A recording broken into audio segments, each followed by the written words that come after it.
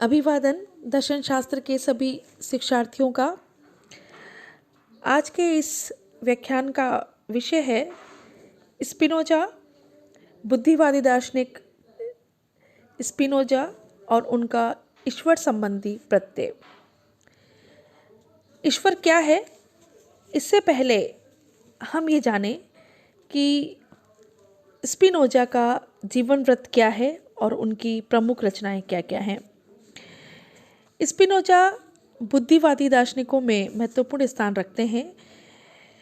वो एक महान पाश्चात्य विचारक थे। उनका जन्म हॉलैंड के एम्स्टर्डम नगर में हुआ था। उनका जो जीवन वृत्त है, उनका क्या कार्यकाल रहा है, वो 1632 से लेकर 1677 तक रहा। प्रारंभ में उन्होंने यहूदी धर्म साहित्य का अध्ययन किया।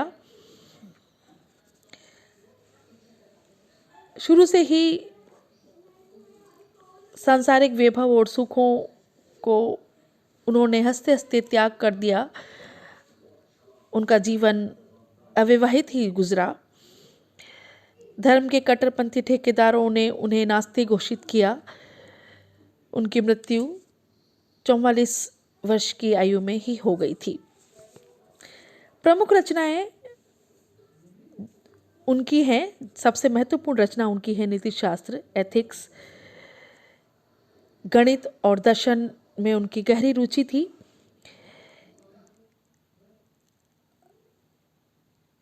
नीति शास्त्र की जो रचना उनकी सर्वश्रेष्ठ रचना है, जिनका प्रकाशन उनकी मृत्यु के बाद हुआ। प्रसिद्ध जर्मन दार्शनिक हेगेल का एक उल्लेखनीय कथन है, किसी मनुष्य को दार्शनिक होने के लिए सबसे पहले स्पिनोजावादी होना चाहिए। एक सज्जन ने इस ग्रंथ के विषय में कहा है कि अब तक लिखी गई पुस्तकों में ये सबसे विचित्र इसकी रचना हुई है। लैटिन भाषा में शैली इसकी रेखागणित की है। ग्रीक दर्शन की तरह यह विज्ञानवादी है। विषय इसका इटली ब्रूनो का है। नींव इसकी फ्रांसीसी देकार्त है और विश्वास इसका हिब्रू है। यानी कि यह नीतिशास्त्र, एथिक्स सर्वश्रेष्ठ ग्रंथों में माना जाता है। इस ग्रंथ के आधार पर इन्होंने दर्शन को गणित जैसे सुदृढ़ एवं प्रामाणिक बनाने का प्रयास किया था। आइए अब जानते हैं कि स्पिनोजा का ईश्वर के संबंध में क्या मत है।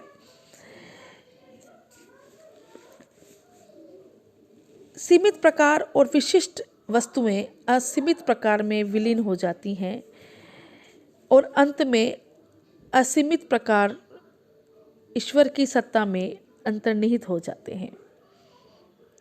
स्पिनोजा के दर्शन में ईश्वर को छोड़कर सभी मिथ्या हो जाता है। स्पिनोजा के अनुसार सभी वस्तुओं में केवल एक ही ईश्वर की ही सत्ता सत्य है, इसलिए उन्हें सर्वेश्वरवादी कहा जाता है। यानी कि स्पिनोजा ईश्वर को सर्वोपरि मानते हैं। हेगेल ने कहा है कि स्पिनोजा का ईश्वर शेर की वह मांद है, वह गुफा है जिसमें सभी वस्तुएं तिरोहित होती नजर आती हैं। कोई भी वस्तु यथार्थ रूप से बाहर निकलती नजर नहीं आती। यानी कि स्पिनोजा ईश्वर को सर्वोपरि मानते हैं। सभी वस्तुएं असीमित हैं, सीमित हैं। ईश्वर ही एकमात्र असीमित सत्ता है, सर्वोच्च सत्ता है और सभी वस्तुएं, सभी सत्ताएं उसी में अंतर्निहित होती हैं। लिखा भी है कि ईश्वर से मेरा अभिप्राय ऐसी सत्ता से है जो निरपेक्ष रूप से अनंत है। ईश्वर की परिभाषा करते हुए स्पिनोजा ने ये लिखा है कि ऐसी सत्ता जिसमें ऐसे गुण हैं जिसमें से हर एक अनादि और अनंत सार को प्रकट करता है। ईश्वर की इस परिभाषा में निरपेक्ष और अनंत कहा गया है ईश्वर को, क्योंकि निरपेक्ष रूप से अनंत को अस्वीकार नहीं किया जा सकता।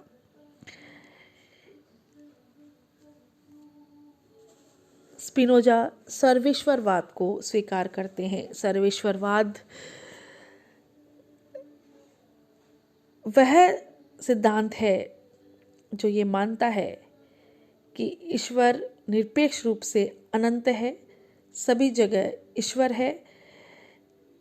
स्पिनोजा इस तथ्य को साध्य के रूप में मानते हैं कि ईश्वर के अतिरिक्त कोई द्रव्य नहीं माना जा सकता, न ही किसी का चिंतन किया जा सकता है। ईश्वर अनिवार्य रूप से विद्यमान है, वो सर्वोच्च है, इसलिए वह द्रव्य है। इस प्रकार के गुण रखने वाले द्रव्य नहीं हो सकते, इसलिए ईश्वर के अतिरिक्त अन्य कोई द्रव्य हो ही नहीं सकता।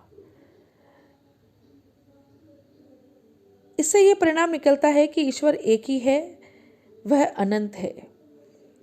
विस्तार और चिंतन या तो ईश्वर के गुण हैं या ईश्वर के गुणों के उपभेद हैं। स्पिनोजा का ईश्वर डेकार्त के ईश्वर के समान जगत के बाहर नहीं बल्कि जगत के अंदर है। वह जगत का आंतरिक तत्व है, वह जगत में है और जगत उसमें है। जगत और ईश्वर एक है। ईश्वर जगत से बाहर रहकर उसे नहीं बनाता, वह सभी वस्तुओं का सार है, सभी के अंतर्गत गतिशील तत्व है। जगत में जो चेतन और जड़ दो प्रकार के पदार्थ दिखाई पड़ते हैं, वे ईश्वर के गुणों के रूप भेद हैं। ये स्पिनोजा का सर्वेश्वरवाद है, जो जड़ और चेतन को ईश्वर के ही गुण मानता है, जगत को और ईश्वर को एक मानता है। ईश्वर जगत में ही आंतरिक रूप से विद्यमान है। आंतरिक जगत ईश्वर का आंतरिक तत्व है, जगत से बाहर ईश्वर नहीं है। ईश्वर अशरीरी है। स्पिनोजा के अनुसार जो कुछ है ईश्वर में है। ईश्वर के बिना न किसी वस्तु का अस्तित्व हो सकता है, न किसी का चिंतन हो सकता है। ईश्वर के संबंध में इस साध्य की स्थापना करके स्पिनोजा इस मत का खंडन करते हैं कि ईश्वर का मन और शरीर मनुष्य के ही समान है। ईश्वर को शरीर नहीं माना जा सकता, और क्योंकि वह अनंत है, क्योंकि समस्त शरीरधारी जीवों को ईश्वर ने उत्पन्न किया है, जबकि ईश्वर को कोई जन्मदाता नहीं है।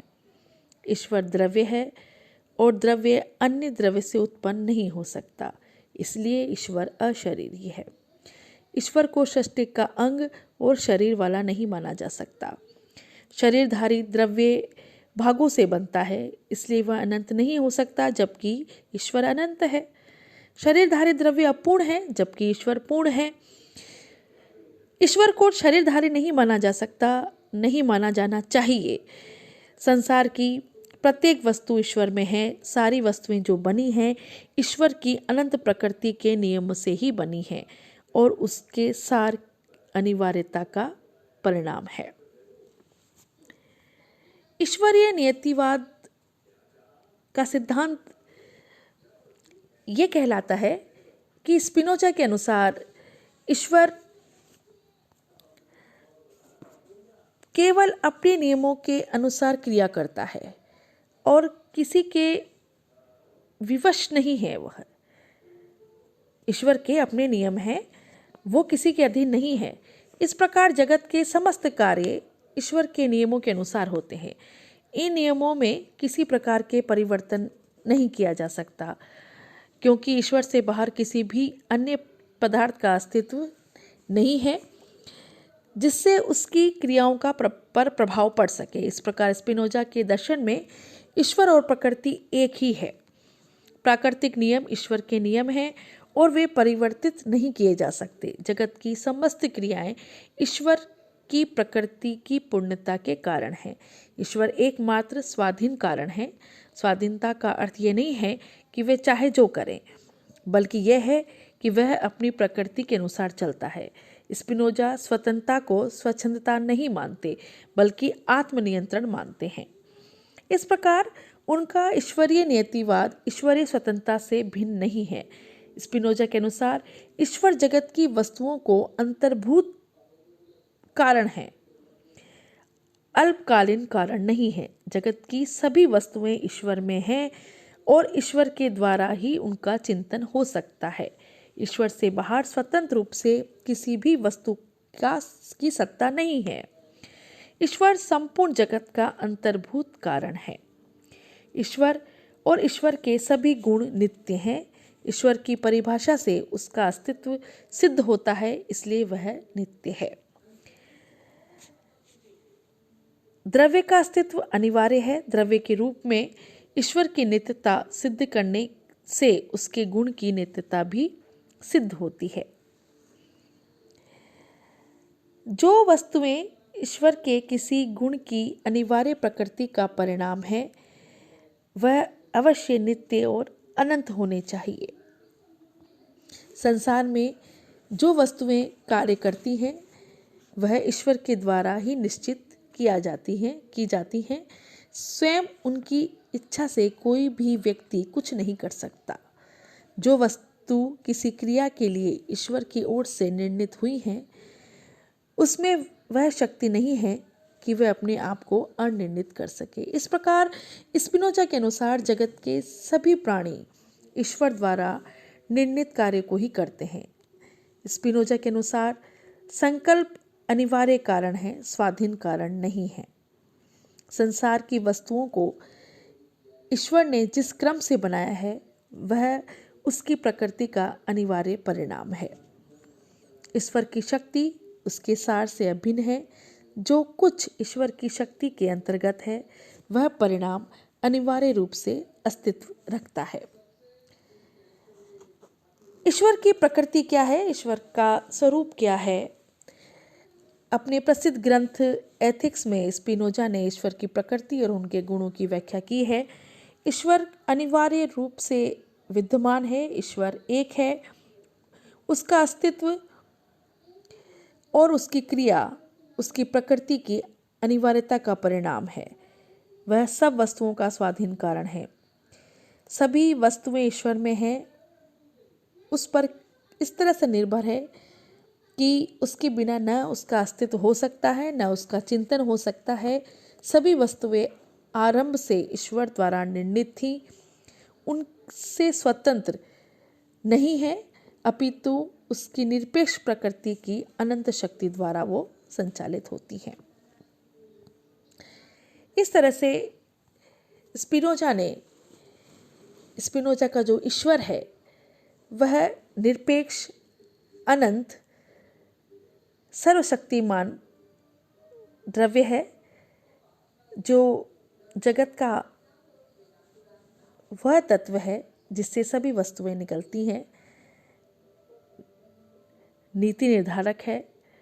सभी वस्तुएं उसी में अंतर्निहित रहती हैं। इसी मत को सर्वेश्वरवाद कहा गया है। आज के इस व्याख्यान में इतना ही। शुक्रिया, धन्यवाद।